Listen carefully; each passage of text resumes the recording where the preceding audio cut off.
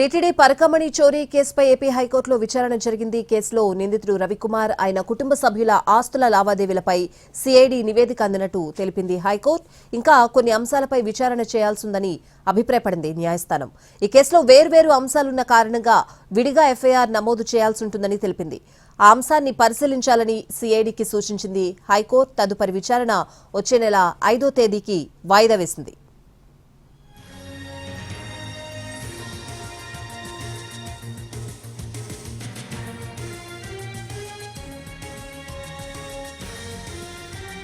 TTD Parakamani చోరీ కేసుపై AP హైకోర్టులో విచారణ జరిగింది. కేసులో నిందితుడు రవికుమార్ ఆయన కుటుంబ సభ్యుల ఆస్తుల లావాదేవీలపై సిఐడి నివేదిక అందినట్టు తెలిపింది హైకోర్టు.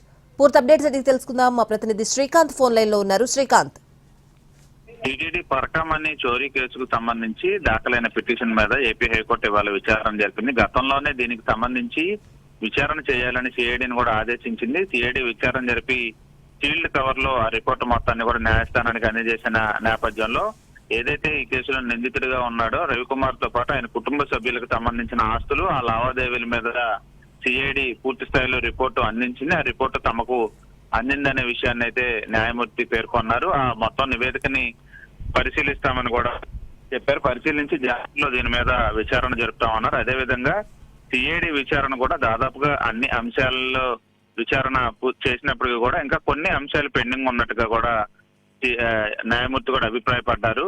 ఈ కొన్ని అంశాలకు సంబంధించి కూడా ప్రత్యేకంగా ఒక ఎఫ్ఐఆర్ ను కూడా నమోదు చేయాల్సి ఉంటుందని వేరే కోర్టు సుప్రీంకోర్టు ఇచ్చినటువంటి కొన్ని ఆర్డర్స్ ను కూడా ఉదహరించింది. ఈ నేపథ్యంలో వేరే ప్రత్యేక ఎఫ్ఐఆర్ దీనికి సంబంధించి నమోదు చేసే అంశాన్ని పరిశీలించాలని కూడా సిఐడిని ఆదేశించింది. తదుపరి విచారణని వచ్చే నెల 5వ తారీఖున చేపడతామని కూడా న్యాయస్థానం అయితే పేర్కొంది. Right Srikanth, thank you.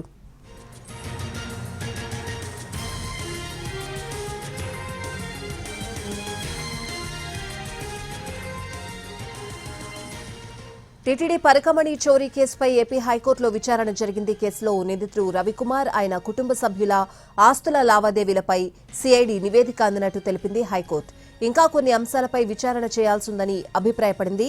ఈ కేసులో వేర్వేరు అంశాలున్న కారణంగా విడిగా ఎఫ్ఐఆర్ నమోదు చేయాల్సి ఉంటుందని తెలిపింది. ఆ అంశాన్ని పరిశీలించాలని సిఐడికి సూచించింది హైకోర్టు. తదుపరి విచారణ వచ్చే నెల 5వ తేదీకి వాయిదా వేసింది.